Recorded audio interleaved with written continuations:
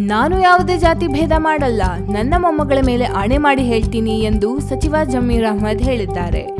ಬಿಜೆಪಿಯವರು ಸದಾ ಜಾತಿ ಜಾತಿ ಎನ್ನುತ್ತಾರೆ. ರಾಜಕೀಯದಲ್ಲಿ ಜಾತಿ ಭೇದ ಮಾಡಬಾರದು, ಆ ರೀತಿ ಮಾಡುವವರು ರಾಜಕೀಯಕ್ಕೆ ಬರಬಾರದು ಎಂದು ಜಮೀರ್ ಹೇಳಿದ್ದಾರೆ. ಕೊಪ್ಪಳದ ಸಭೆಯೊಂದರಲ್ಲಿ ಮಾತನಾಡಿದ ಅವರು, ನಾನು ಎಂದಿಗೂ ಜಾತಿ ಭೇದ ಮಾಡಿಲ್ಲ, ಮಾಡೋದೂ ಇಲ್ಲ. ಹಾಗೊಂದು ವೇಳೆ ನಾನು ಸೇರಿದಂತೆ ಯಾರೇ ಜಾತಿ ಭೇದ ಮಾಡಿದರೂ ಅವರ ಮಕ್ಕಳು ಹುಳು ಬಿದ್ದು ಸಾಯುತ್ತಾರೆ.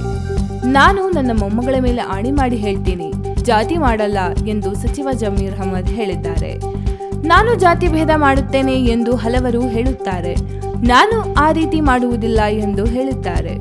ಹಾಗೂ ಚಾಮರಾಜಪೇಟೆಯಲ್ಲಿ ಹಸುವಿನ ಕೆಚ್ಚಲು ಕತ್ತರಿಸಿದ ಘಟನೆ ಬಗ್ಗೆ ಮಾತನಾಡಿದ ಅವರು, ಇದೊಂದು ಅಮಾನವೀಯ ಘಟನೆ, ಈ ಬಗ್ಗೆ ಸೂಕ್ತ ಕ್ರಮ ಕೈಗೊಳ್ಳಲಾಗುವುದು, ಪೊಲೀಸ್ ತನಿಖೆ ನಡೆಯುತ್ತಿದೆ ಎಂದಿದ್ದಾರೆ. ಇದು 1 Minute Politics.